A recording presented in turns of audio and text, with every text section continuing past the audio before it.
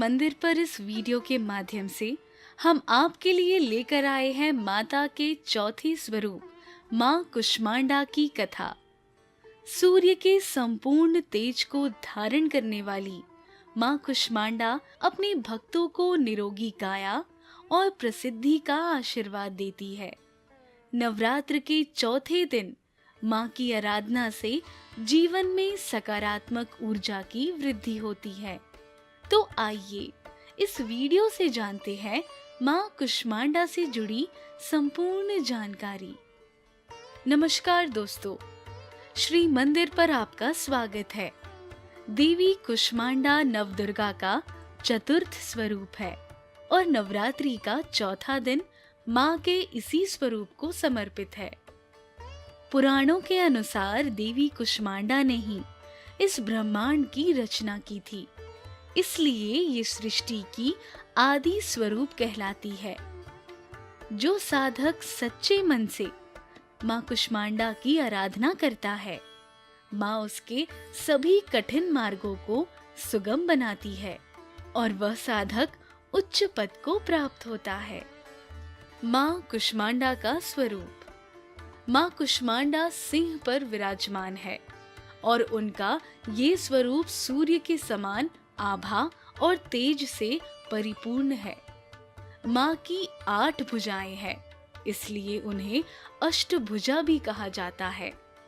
माता ने अपनी 8 भुजाओं में कमंडल, धनुष, बाण, कमल, चक्र, अमृत कलश, गदा और सिद्धि और निधि प्रदान करने वाली जपमाला धारण की हुई है। अब हम आपको माँ कुष्मांडा की उत्पत्ति की कथा सुनाएंगे, लेकिन उससे पहले हम सभी मिलकर माँ के फलदायक मंत्र का उच्चारण करते हैं। ओम देवी कुष्मांडायै नमः। चलिए अब कथा प्रारंभ करते हैं। पुराणों में वर्णित कथा के अनुसार एक समय ऐसा था जब ये ब्रह्मांड अस्तित्व में नहीं था और चारों ओर अंधकार फैला हुआ था। तब माँ आदि शक्ति से देवी का एक रूप उत्पन्न हुआ। माँ का ये स्वरूप सूर्य के समान प्रकाशवान था। उस समय उस स्वरूप के मुख्य मंडल पर एक मधुर मुस्कान प्रकट हुई और इससे ब्रह्मांड का सृजन हुआ। इस ब्रह्मांड की सृजनकर्ता होने के कारण माँ के स्वरूप को कुष्मांडा के नाम से पुकारा जाने लगा। उन्होंने सूर्य को अपना वास स्थान बना लिया। पूरे ब्रह्मांड में केवल माँ कुष्मांडा ही इतनी शक्तिशाली है कि वे सूर्य के केंद्र में निवास करती है। माँ कुष्मांडा सूर्य के केंद्र में रहकर इसे प्रकाश और ऊष्मा प्रदान करती है और सौरमंडल का संचालन करती है। ये थी माँ आदि शक्ति के कुष्मांडा स्वरूप की उत्पत्ति की कथा। देवी कुष्मांडा को पूजने के लिए नवरात्रि का चौथा दिन बहुत उत्तम होता है। चलिए जाने इस दिन माता की पूजा से भक्तों को क्या-क्या लाभ होता है। वेदों के अनुसार नवरात्र के चौथे दिन साधक का मन अनाहत चक्र में अवस्थित होता है, इसलिए इस दिन माँ कुष्मांडा की आराधना से साधकों के भीतर सृजनशीलता विकसित होती है। ज्योतिषमयी मान्यताओं के अनुसार देवी कुष्मांडा सूर्य ग्रह को नियंत्रित करती है, इसलिए इनकी पूजा से साधकों को सूर्य का आशीर्वाद अनायास ही प्राप्त होता है।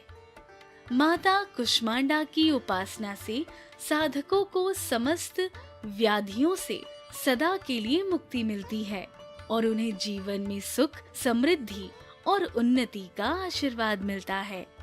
माता को कुष्मांडा नाम का एक सफेद फल अर्पित किया जाता है।